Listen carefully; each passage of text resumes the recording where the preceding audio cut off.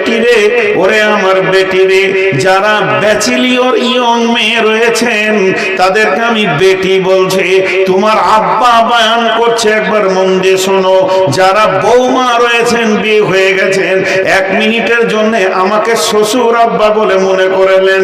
2 মা বেটি আর বৌমাকে বলছে, ইয়ং মেয়েদেরকে বিশেষ করে বলছে। আল্লাহ 3টে গুণের কথা বললেন, ফাসলিহাতুন কানিতাতুন হাফিজাতুন লিগাইবি বিমা হাফিজাল্লাহ। তোমরা সালেহা হয়ে যাও, তোমরা কানেতা হয়ে যাও, এবং তোমরা হিফাজত করনে ওয়ালি হয়ে যাও। সালেহা বলতে কি? নামাজ, রোজা, সালাত খামসাহা, সামা সাহরাহা, আহসানাত ফারজাহা, আতাত বালাহা। যে নারী পাঞ্জেগানা নামাজ পড়িবে, রমজানের এই রোজা কবু নাহি ছাড়িবে, নিজ ইজ্জতের রাখিবে খেয়াল, স্বামীর সেবা করে যাবে বাঁচতে যত কাল, তার জন্য জান্নাতের দ্বার খোলা রবে, যে দ্বার দিয়ে ইচ্ছা বন্টি জান্নাত চলে যাবে। অতএব সালেহা 5 ওয়াক্ত নামাজ পড়নে वाली হয়ে যাও, রোজা রাখনে वाली হয়ে যাও, স্বামীর খিদমত করনে वाली হয়ে যাও, এবং পর্দায় থাকনে वाली হয়ে যাও। এই 4টা গুণ যদি এসে যায় তো তুমি আল্লাহর চোখে সালেহা হয়ে যাবে, পরেজগার, দিনদার, আল্লাহ ওয়ালি হয়ে যাও। যতই দুঃখ কষ্ট আসুক না কেন, আল্লাহর কাছ থেকে কেঁদে কেঁদে সলভ করো। পুরুষের 10 দশা, কখনো হাতি কখনো মশা। পুরুষ কখনো লাত মারে, কখনো লাত খায়, এটা হলো পুরুষের জীবন।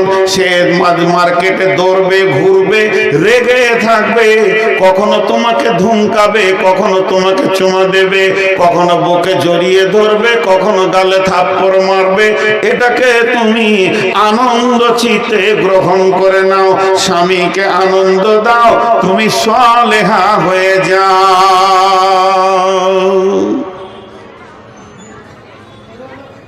সালেহা খুব কম মেয়ে আছে,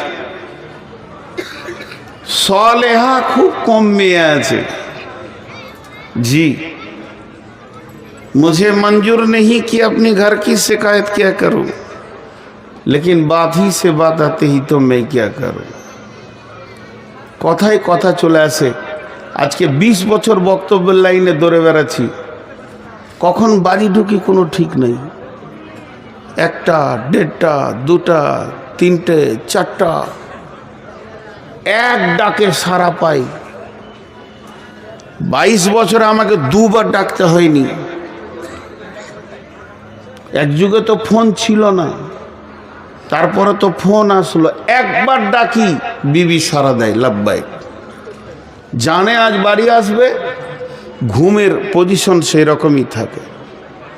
তো সালেহা হয়ে যাও, আর কানেতা হয়ে যাও। কানেতা, কানেতা মানে অল্পে সন্তুষ্টি হয়ে যাও। স্বামী যেমন এনে দেবে, সাদা, বাটা, মোটা, যেমন এনে দেবে ওই রকমই তুমি গ্রহণ করে নাও। সালেহা হয়ে যাও, কানেতা হয়ে যাও। কিন্তু মেয়েরা এই 2টি 3টিতে খুব ফেলিওর। আমার মনে হয় আইডিয়া বলছি, এটা আমার মনে হয় বলছি, তার মানে এটা হাদিস লয়, এটা আমার মনের কথা। আপনি নিতেও পারেন, নাও পারেন। 1000-এ 1টা মেয়ে আছে কিনা কানেতা। কানেতা মানে স্বামী যেমন এনে দেবে হেসে গ্রহণ করে নেবে। 1000-এ 1টা মেয়ে আছে কিনা যাদের বিয়ে হয়ে গেছে ওরাই জানে। যত দামি কাপড় এনে দেওয়া হোক, শেষকালে বলবে ছি দেখো তো রংটা কেমন, ওর আর পছন্দই হলো না। জি, আমি অনেক জালসাই বলেছি যে 70 বছরের এক বৃদ্ধা মেয়ে নদীতে পানিতে পড়ে গিয়ে সে ডুবে গেছে। তো তার পোতা গিয়ে দাদাকে বলছে, দাদা বুড়ি পানিতে ডুবে গেল, বলে চলো ওর লাশ খুঁজে নিয়ে আসি। তো উজানে খুঁজতে গেছে। হাজি, উজানে লাশ পাওয়া যাবে না ভাটিতে? ভাটিতে তো উজানে খুঁজতে গেছে। তো ওর পুতা বলছে যে দাদা বুড়ির মহব্বতে কি আপনার মাথা বিগাড় লেগেছে, লাশ ভাটিতে যাবে না উজানে? তো দাদা তখন বলছে বুড়িটা তোর না আমার। ইও কমলই বুড়া বয়সে বলছে বুড়িটা তোর না আমার? বলছে আপনার। বলছে ওকে আজকে ওকে আজকে 70 বছর আমি সংসার করেছি, কোনোদিন ওকে সুধা পাইনি, ও লাশ হয়েও উজানে যাবে। 70 বছরে একদিন ওকে আমি আমার মন মতো পাইনি, তুই লাশ হয়ে উজানে যাবে। কানেতা কাকে বলে? আগে পুরুষদেরকে একটা কথা বলে নি, বাদ চলে গেছে। বিশ্ব নবী বলছেন ওয়ান ফিকালা আয়ালিকা মিনাত তাওলিক, হে পুরুষের দল, তুমি যেমন ইনকাম করবে অমনি বিবির পেছনে, সন্তানের পেছনে, মা বাপের পেছনে খরচা করবে। খবরদার হাড় কিপটে মাল হয়েও না, খবরদার বখিল হয়েও না। রসুলের চাচা আবু সুফিয়ান সব থেকে হাড় কিপটে মাল। মক্কায় এত বড় হাড় কিপটে কেউ ছিল না। আবু সুফিয়ানের সঙ্গে যখন হিন্দার বিয়ে হলো, হিন্দা রসুলের চাচি হয়ে গেল। রসুলের চাচি রসুলকে গিয়ে বলছে ও বাবা মুহাম্মদ, ও নবী মুহাম্মদ, তোমার চাচা বড় হাড় কিপটে মাল, দামি মাল কিনে না, খাওয়াই না, শুধু ওই রকমই করে রেখে দিছে। তো চাচাকে বোঝানোর কোন রাস্তা আছে কি? তখন বলছে চাচি যে হাড় কিপটেদের কোনো ওষুধ নাই, ওদের একটাই ওষুধ, তুমি চুরি করে করে মাল কিনে কিনে খাও। অর্থাৎ বিশ্বনবী পারমিশন দিয়ে দিয়েছে, যদি হাড় কিপটেরা, এখন আঙ্গুরের সিজন চলছে, আপেলের সিজন চলছে, হাড় কিপটে মাল কিনবে না। নবীজি বলছে ওরে হাড় কিপটের বিবিরা, ওদের পকেট মেরে মেরে খা, গুনাহ হবে না। আল্লাহ রসুল পারমিশন দিয়েছেন। আর এখানে কি বলছে? তুমি কানেতা হও, আল্লাহ বলছেন। কানেতা মানে অল্পে সন্তুষ্টি হও। ওইটার সাথে এটা একই জিনিস, আপনি ভাবিয়েন না যে রসুলের বিরুদ্ধে আল্লাহ বলছেন। একই জিনিস, ওটা হাড় কিপটেদের ব্যাপারে। আর যাদের স্বাভাবিক, যেমন আমার স্বামী গরিব, যেমন ইনকাম আসছে, যেমন আনছে, ওটা তুমি হেসে গ্রহণ করো। শেষকালে তুইও জ্বালাতে লাগলি বাপ, লাইট জ্বালে, তোর মাথাটা বললে যে আমি খানিক জ্বালাই। ও তো নিয়ত করি জেলে, চোখে বকে কি লাভ আছে? এখন এদিকে আসেন, আল্লাহ রসুল এবার কি, আল্লাহ কি বলছেন যে তুমি কানেতা হয়ে যাও অল্পে। বিশ্ব সুন্দরী প্রতি বছর প্রতিযোগিতা হয়, আর বিশ্ব সুন্দরী প্রাইজ দেওয়া হয়। তো মেয়েদের মধ্যে কোন মেয়েটা বেশি সুন্দরী? এখানে যে এক গাদা মেয়ে আছে, সারা পৃথিবীতে এক গাদা মেয়ে আছে, আর আল্লাহ তাবারক ওয়া তাআলা কিয়ামতের মাঠে বিশ্ব সুন্দরীর প্রাইজ দেবে। সেই মেয়েটিকে, ওই প্রাইজটা পাবে কে? ও আমার বেটি, ও আমার বৌমা, ওই প্রাইজটা পাবে যে মেয়েটি চামড়া চিকন, দেখতে অতি সুন্দর, ভুরুগুলো চোখগুলো দেখতে সুন্দর, পৃথিবীতে অত্যন্ত লিপস্টিক ব্যবহার করে, আর কিছু করে স্বামীকে আনন্দ দেয়। জি না, পৃথিবীর মধ্যে ওই মেয়েটি সুন্দরী, ওই মেয়েটি আল্লাহর কাছে বিশ্ব সুন্দরী গণ্য হবে, যার দিকে তাকালে স্বামীর কলিজাটা ঠান্ডা হয়ে যায়, যাকে দেখলে স্বামীর মন যেন আনন্দিত হয়ে যায়। আর যে মেয়েটি স্বামীকে আনন্দ দিতে পারে, বেগম রুমাইসাকে দেখেন, আল্লাহর নবী সাবে মেরাজের রাত্রিতে যখন জান্নাত ভ্রমণ করছেন, জান্নাত ঘুরে ঘুরে দেখছেন, হযরত ওমরের জান্নাতটা দেখলেন এবং সেটা মোহর মারা রয়েছে। নবীজি বললেন ওমর রে, আমার মনটা হলো একবার ঢুকে দেখি, না জানি তোমার মনে কষ্ট হবে, এই জন্য তোমার জান্নাতে আমি ঢুকলাম না। হযরত ওমর বললেন ইয়া রাসূলুল্লাহ, আপনি ঢুকলে আমি আনন্দিত হতাম। নবীজি বললেন ওমর রে, তোমার জান্নাতের পাশে একটা মেয়ে বসে বসে উজু করছে। আমি জান্নাতের ভিতরে দেখলাম ওই মেয়েটিকে, ওই মেয়েটি হলো বেগম রুমাইসা। কেন এত বড় সম্মান? সে কি করে বুঝলো জীবদ্দশায় আমি জান্নাতে পৌঁছাবো? রসুল তাকে দেখলেন, বেলালের পায়ের শব্দ পেলেন, বেলাল মদিনায় হাঁটছে, পায়ের শব্দ জান্নাতে পেলেন। এগুলো কি আমল ছিল তাদের?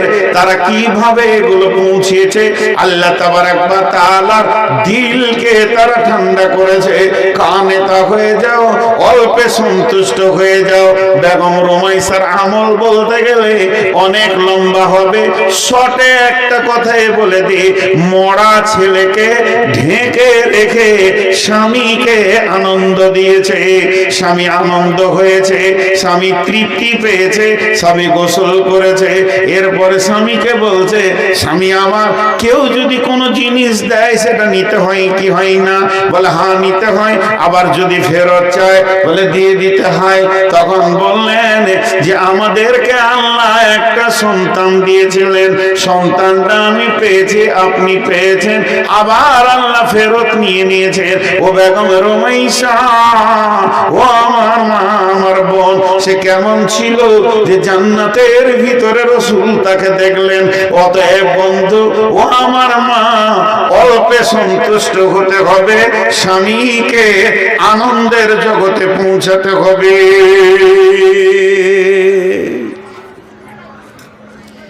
স্বামীকে আনন্দ দাও। স্বামী আনন্দ হলে তুমি কানেতা হবে, অল্পে সন্তুষ্ট। ওয়াল হাফিজাতুল লিল গায়বি বিমা হাফিজাল্লাহ, ওয়াল হাফিজাতুল লিল গায়বি বিমা হাফিজাল্লাহ।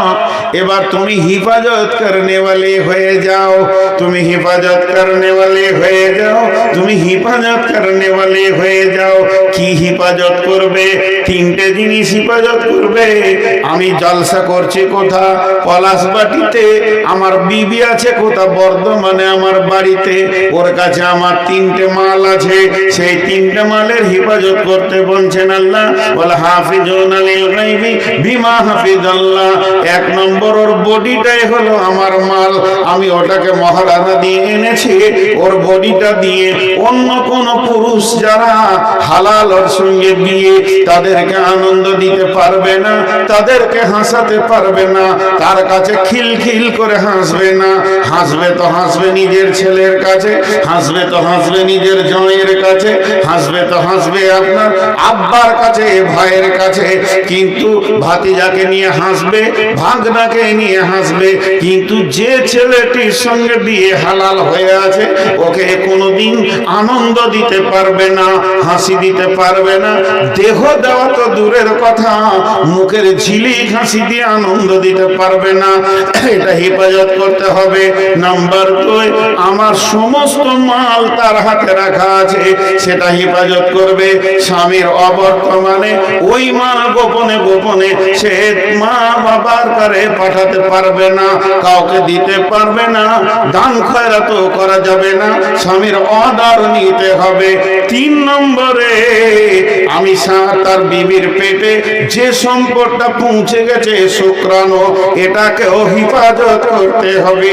কারণ অনেকে স্বামীর অবর্তমানে স্বামীর কথা না শুনে, স্বামীকে খবর না দিয়ে ট্যাবলেট খেয়ে যদি নষ্ট করে দেয়, এর জন্য জবাব লাগবে। জি, তো এগুলো হিফাজত করতে। জি, আপনি ওখানে কি লিখেছেন আমি জানি। 22 বছর বকছি, আর কোনো বক্তাকে যদি দান করার লেগে বলতে হয়, ও বক্তাই লাগে, ওকে আনার দরকার নেই। বিয়ে দিয়ে দেন, ছেলে কবে শ্বশুর ঘর যাবো জানে। বাপকে বলতে হয় না, যারে দুটো পুতা দরকার আছে, বউ দিয়ে দেন, দেখেন কি করে, ও ঘর ভরি দিবে। আর বক্তাকে মাইক দেন, ও জানে কি করতে হয়। জি, খানিক পানি খাই, সব এটা বলছে।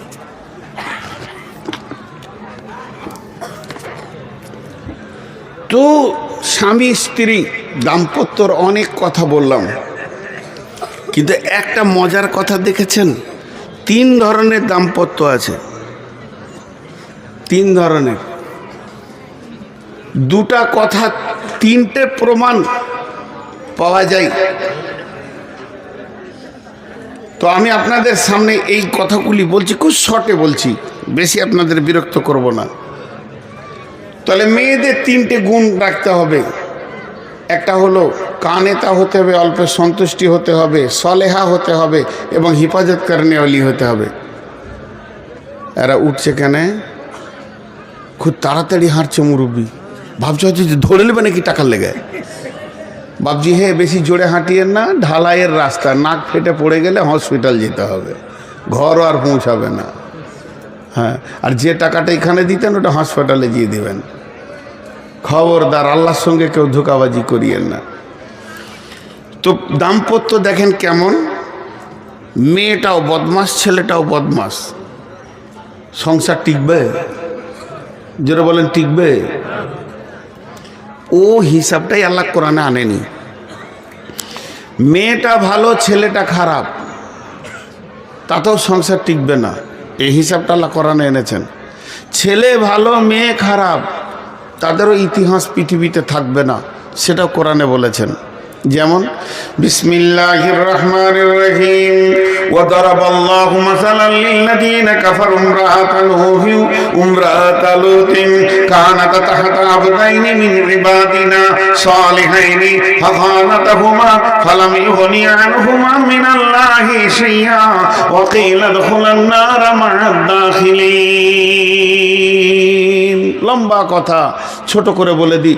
নূহ আলাইহিস সালামের বিবি, লূত আলাইহিস সালামের বিবি বেঈমান ছিল, বেঈমান ছিল।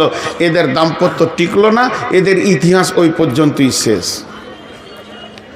আবার নবীর বিবি, আল্লাহ বলছে তোদের কপাল কত ভালো, নবীর মতো যুবক তোদেরকে দিয়েছিলাম, বুঝলি না। পক্ষান্তরে চলেন, ও দারাবাল্লাহু মাসালাল লিল্লাযীনা আমানু ইমরাআতা ফিরআউনা ইদ ক্বালাত রাব্বি ইবনি লি ইনদাকা বাইতান ফিল জান্নাতি ওয়া নাজ্জিনি মিন ফিরআউনা ওয়া আমালিহি ওয়া নাজ্জিনি মিনাল কওমিয যালিমিন। ফিরআউনের বিবি আসিয়া, ছেলেটা খারাপ, মেয়েটা ভালো, টিকলো না, ইতিহাস শেষ হয়ে গেল ওই পর্যন্তই। দুজনাই ভালো, দুজনাই ভালো, দুজনাই ভালো, বিবিও ভালো তো স্বামীও ভালো।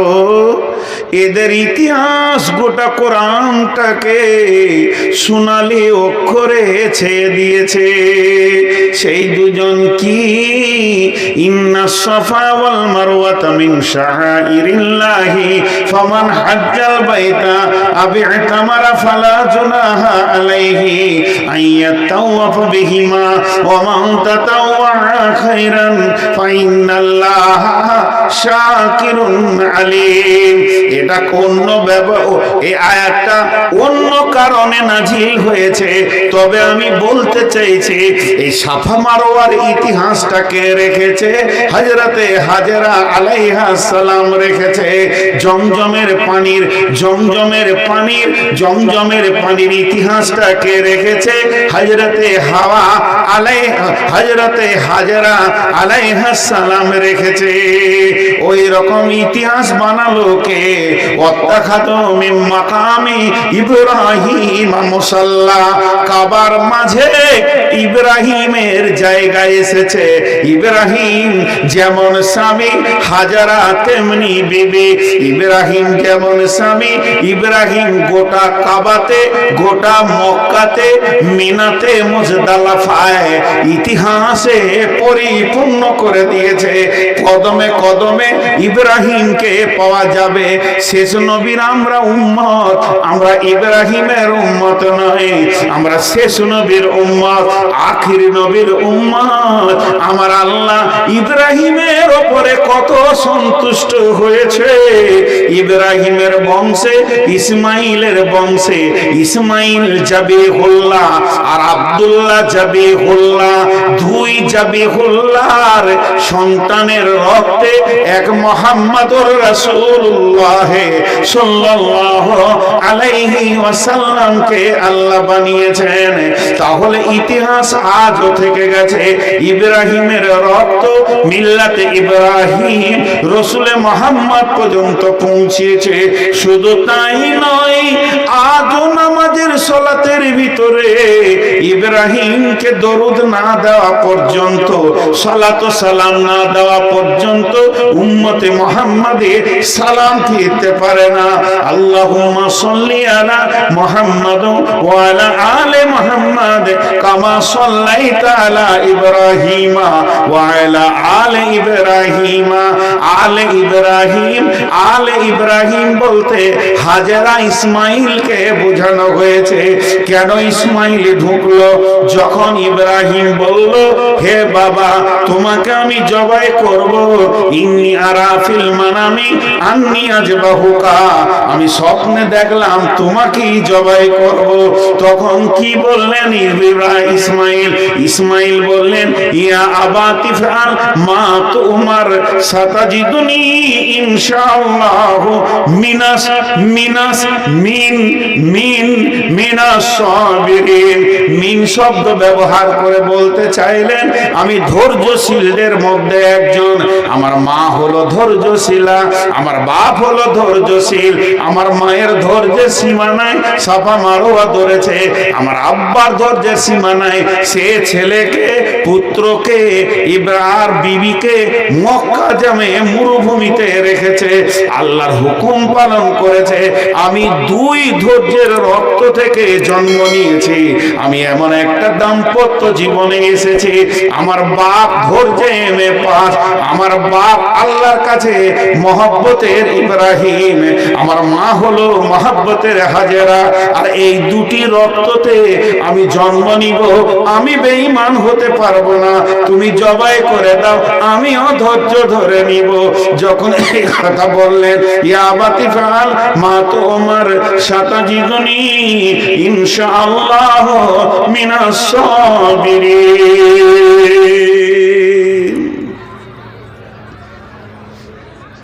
ইতিহাস আজও থেকে গিয়েছে। আমি বায়ান বন্ধই করে দিলাম, ধরলেন 2 মিনিটের জন্য। ইতিহাস আজও থেকে গেছে, ইতিহাস আজও থেকে গেছে। তো সাহাবা রাদিয়াল্লাহু মাজমাইনদের কথা যদি এবার তুলতে শুরু করে দিই, তাদের বিবিগুলো কেমন ছিল আর তারা কেমন ছিল। জি, সম্ভাব্য তবুকের যুদ্ধের কথা বলছি, সম্ভাব্য তবুকের যুদ্ধে অভিযান বের হয়ে চলে গেছে। একজন সাহাবীকে রাসূলুল্লাহ সাল্লাল্লাহু আলাইহি ওয়াসাল্লাম কোনো কাজে পাঠিয়েছিলেন যে তুমি ওখানে কাজটা সেরে আমাদের সাথ ধরবে। মদিনা থেকে সব দল বেরিয়ে চলে গেল, কেউ নাই। ওর বিবি দেখছে এখনও স্বামী এলো না, দল পাবে না, স্বামী এলো না, দল পাবে না। তো যুদ্ধের সমস্ত সামানগুলোকে নিয়ে দরজায় দাঁড়িয়ে আছে, স্বামী এলে ঘর ঢুকতে দিব না, তাড়াতাড়ি চলে যাও। যেমন স্বামী তেমনি বিবি, সারা বিশ্বকে তারা ইতিহাস দেখিয়ে দিয়েছে। জি ভাই, একটা ছেলে জন্ম দিতে গেলে একবার বলেছি যে স্বামী স্ত্রী দুটোই দরকার, তেমনি দিনকে জন্ম দিতে গেলে নারী পুরুষ উভয়কে দরকার। আজকে আমার বক্তব্যের টার্গেট ওই দিকেই ধরছে। হে পুরুষ, তুমি একবার উঠে দাঁড়াও, হে নারী পলাশবাটির তুমিও একবার উঠে দাঁড়াও। এই মাদ্রাসাটাকে আজকে 54 না 56তম জালসা চলছে, তাহলে কত বয়স হলো এই মাদ্রাসাটাকে জামিয়া বানানো যায় কিনা? একজনও উঠবেন না।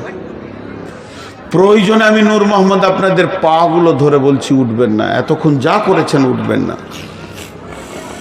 কালেকশনের সময় উঠে যাওয়া, খুব যদি নিজেকে চালাক মনে করেন, বদদোয়া দিচ্ছি না, কিন্তু আল্লাহ ঘর ঢুকতে দিবে না, খালি ভুট্টা হয়ে ঘুরবেন সারা রাত।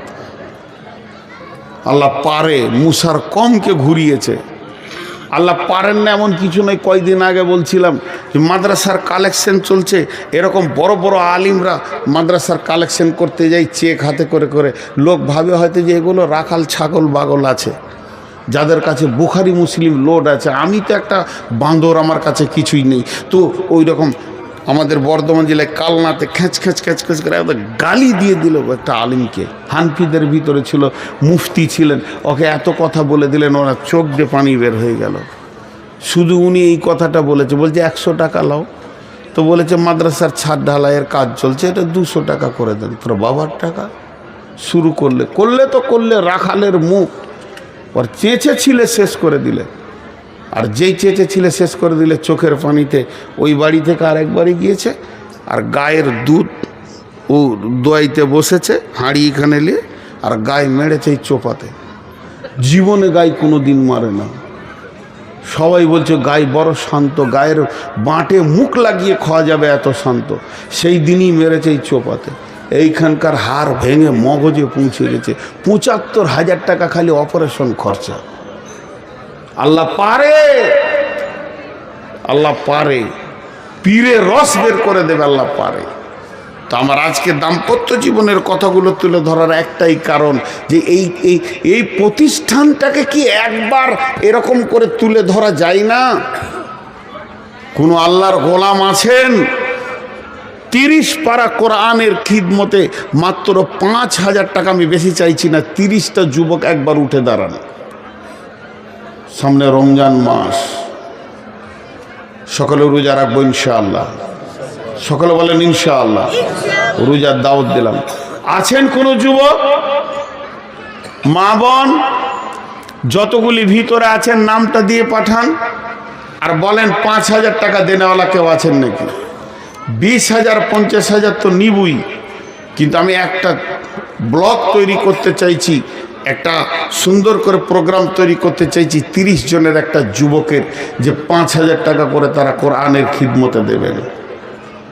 আছেন কোন আল্লাহর গোলাম?